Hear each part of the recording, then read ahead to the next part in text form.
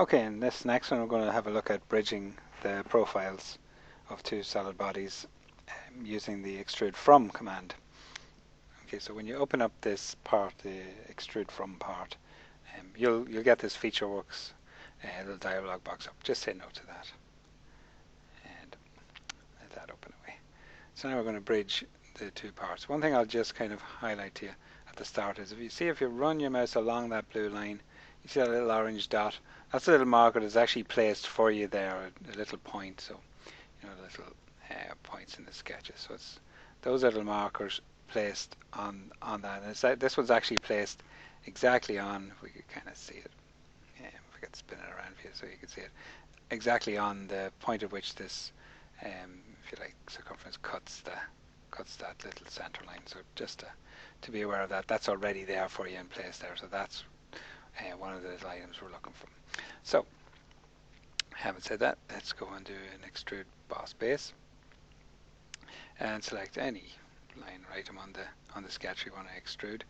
You can see it's actually, if we were to extrude it from the right hand plane as it is, we'd get it extruding there and it'd be interfering with our nice little cutout here. So we don't want to extrude it from there. So we want to start it at a point up here. So we might have mentioned this before in class, but let's go and do it again anyway. So you can see that if I just kind of take things as normal, it's just going to extrude that as normally, kind of there. And I could kind of easily kind of just pop up to this body here to select it. However, what we're going to do is, instead of starting from that, we're going to start from, instead of a sketch plane, from a vertex. And the vertex is going to be that little dot. So if you just left click on that little orange dot, and you can see that's now where our extrusion starts from. It no longer starts down here at the sketch. And we're going to select up to body. Because we've got two separate solid bodies, up to body now becomes available here. So if I select up to body, and this box here is kind of looking for the solid or a surface body to select. So if I select that, you can see we get that up nicely and it kind of sits nicely wrapping itself around that sphere.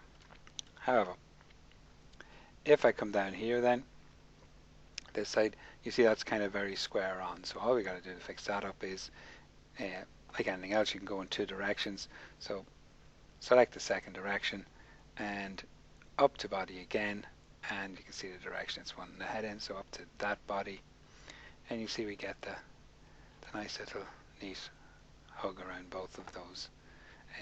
Just make sure you merge result. The whole point of this section is about creating single bodies out of multiple solid bodies, so just make sure that's ticked. You can see by default it's on most of the time, but don't get too overconfident in that. Just if you start on merging results, it kind of defaults to the last one you've done. So because we generally don't take that off, it'll be already checked for you. So if I click OK on that and just click isometric, you can see that's okay, and then I can kind of hide things like the center line, and I don't want to see the right plane, so we get that.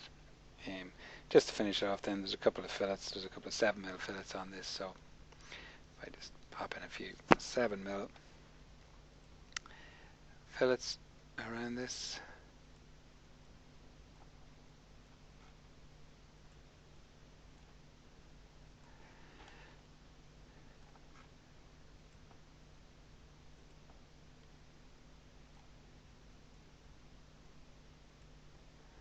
Apply that, and then there's a couple of 0.5, so 0.5mm fillets as well, and they're all running along these edges.